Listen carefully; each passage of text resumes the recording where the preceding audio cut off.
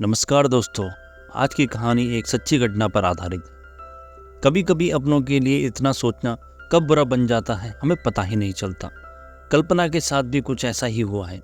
कल्पना एक मध्यम वर्गीय परिवार की लड़की थी जिसने अभी स्नातक की पढ़ाई पूरी कर ली थी और अब वो अपने घर पर ही छोटे बच्चों को ट्यूशन पढ़ाती थी।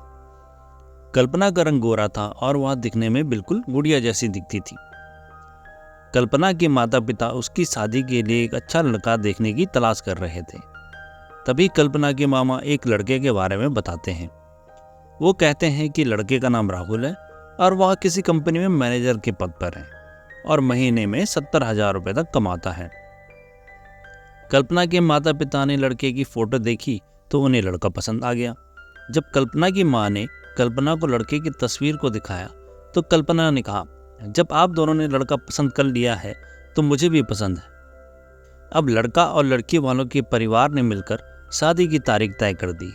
कल्पना के माता पिता बहुत खुश थे कि उनकी बेटी की शादी एक अच्छे घर में हो रही है। पूरी धूमधाम से कल्पना की शादी हो गई। अब कल्पना अपने बचपन के घर को छोड़कर एक नए घर को चली गई। कुछ दिन तो कल्पना को अपने माता पिता और अपने घर की बहुत याद आई। कल्पना की शादी को अब 1 महीना बीत चुका था। अब उसके पति राहुल का व्यवहार कल्पना के लिए पहले जैसा नहीं था। कल्पना से वो चिढ़ा रहता था। राहुल अब न पहले जैसे कल्पना को प्यार करता था और ना ही उनकी बातों को मानता था। कल्पना को समझ नहीं आ रहा था कि वो क्या करे। वो बस रोकर अपने दर्द को कम करने की कोशिश करती थी। एक दिन कल्पना को पता चला कि राहुल सिगरेट पीने के बहाने छत पर जाता है और किसी लड़की से बातें करता है। जब कल्पना ने राहुल से पूछा कि आप रोजाना छत पर जाकर किससे बात करते हैं, तो राहुल ने इस पर जवाब दिया, वो मेरे ऑफिस का फ्रेंड है, बस उसी से बातें करता हूँ और तुम अपने काम से मतलब रखो, ज़्यादा सीआईडी बनने की जरूरत नहीं है। होली का दिन था। राहुल के कुछ दोस्त उसके घर आए। सभी ने घर पर पार्टी की। उस दिन राहुल का एक दोस्त थोड़ा ज़्यादा ड्रिंक कर लिया था और उसने नशे में कल्पना के सामने जाकर कहा, भाभी आप इतनी प्यारी हो और मासूम हो, फिर भी राहुल भाई दिन भर उस घमंडी नेहा से बात करते रहते हैं। लगता है कि आप राहुल भाई का अच्छे से ध्यान नहीं रखते हैं। ये सुनकर कल्पना का शक अब और भी हकीकत बन चुका था। अगली सुबह जब कल्पना ने राहुल से पूछा कि ये नेहा कौन है और क्या लगती है आपकी। राहुल, मैं तुम्हें क्यों बताऊं। कल्पना, मैं बीवी हूं आपकी। राहुल, देखो तुमसे पहले वो मेरी लाइफ में आई है।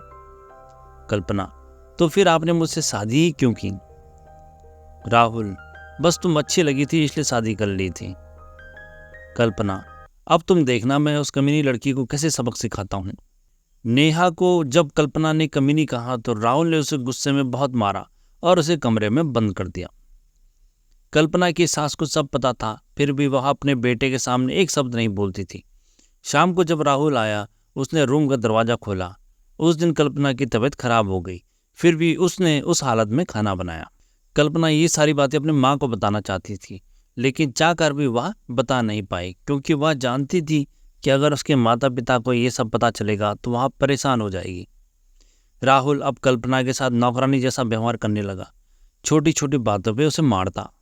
कल्पना अब धीरे धीरे डिप्रेशन का शिकार होने लगी। उसके दिमाग में गलत गलत ख्याल आने लगे। अब ना वो समय पे खाना खाती और ना ही किसी से बात करती। आखिरकार एक दिन कल्पना ने रूम में फांसी लगाकर आत्महत्या कर दी। कल्पना ने आत्महत्या का कारण किसी को नहीं बताया, लेकिन उसके सास को पता था कि कल्पना ने आत्महत्या क्यों की।